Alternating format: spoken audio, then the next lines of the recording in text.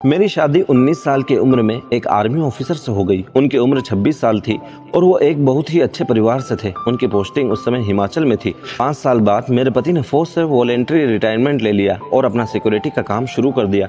उनका काम बहुत ही अच्छा चलने लगा। अब वो अपने काम में इतने व्यस्त रहते हैं कि कभी कभी तो रात के 11 बजे आते हैं और कभी फ़ोन पर ही कह देते हैं कि वो अगले दिन आएंगे। हम दोनों का एक बच्चा भी हो गया था जो 1 साल का था। मैं अपने पति को अपनी ज़िंदगी में नायक समझती थी। उन पर एतबार करना, कभी शक न करना मेरी आदत थी, क्योंकि उन्होंने कभी ऐसा कोई गलत काम नहीं किया था जिससे उन पर शक की कोई गुंजाइश हो।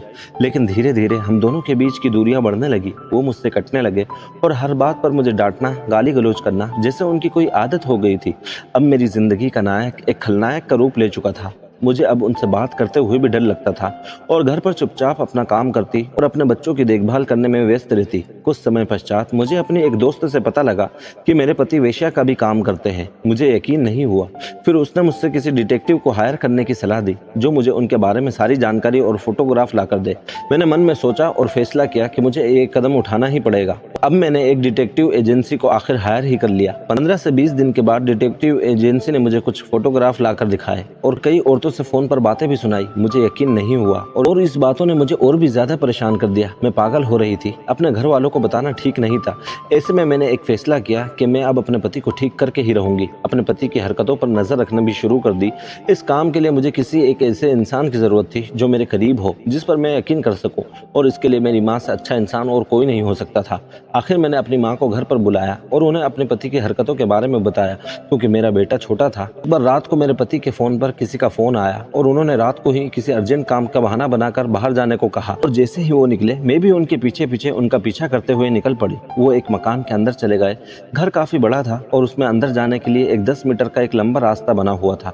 मैंने भी गेट खोला और चुपचाप अंदर चली गई। घर का दरवाजा अंदर से बंद नहीं था। अंदर गई तो अंदर का नजारा कुछ और ही था। मुझे एक कमरे से मेरे पति और 2 औरतों की आवाज सुनाई देने लगी। मैं वहीं पर खड़ी होकर बातें सुनने लगी। शायद वो शराब पी रहे थे। मैं एक खंबे के पीछे चुपचाप खड़ी हो गई और अपने को छुपाकर उन लोगों की बातें सुनने लगी। वो लोग शराब पीते पीते गंदी गंदी बातें कर रहे थे और मैं समझ चुकी थी और अपनी आंखों से ये रासलीला देखना चाहती थी। 15 मिनट बाद वो लोग ड्राइंग रूम में आ गए थे। अपने आप वो दोनों औरतें नंगी थी। ये देखकर मुझे शर्म आ गई और अब मेरे पति उनसे पैसे के लेन देन करने लगे। वो लोग नाचते हुए, शराब पीते हुए 20,000 रुपए एक रात के राजी हुए। मेरे पति ने 10,000 रुपए एडवांस लेकर अपने पास रख ली। ये सब देखकर मैं हैरान थी। उनकी रासलीला शुरू हो इससे पहले अचानक ही मैं एक खलनायक के रूप में बाहर आई। मुझे देखते ही मेरे पति खड़े के खड़े रह गए। वो दोनों स्त्रियां जोर जोर से चीख रही थी और जोर से मुझ पर चिल्लाई। इससे पहले कि वो कुछ कहती, मैंने उनसे कहा कि ये मेरे पति है और मैं इन्हें लेने आई हूँ। मेरे पति का सर नीचे हो गया। मैंने उनका हाथ पकड़ा और वो मेरे साथ चुपचाप चल दिए। आज वो खलनायक चुपचाप शांत बैठा था, जैसे उसके होठों पर ताले लग गए हों।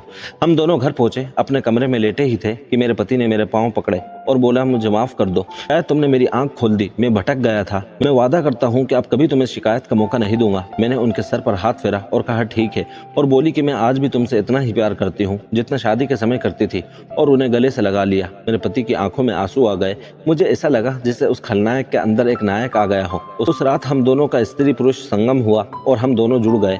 आज हम दोनों फिर से बहुत खुश हैं। मेरे पति अब मुझे और ज्यादा प्यार करते हैं। दोस्तों, आपको हमारी ये स्टोरी कैसी लगी कमेंट बॉक्स में ज़रूर बताएं और जाने से पहले हमारे चैनल फेम स्टोरी हिंदी को सब्सक्राइब ज़रूर करें।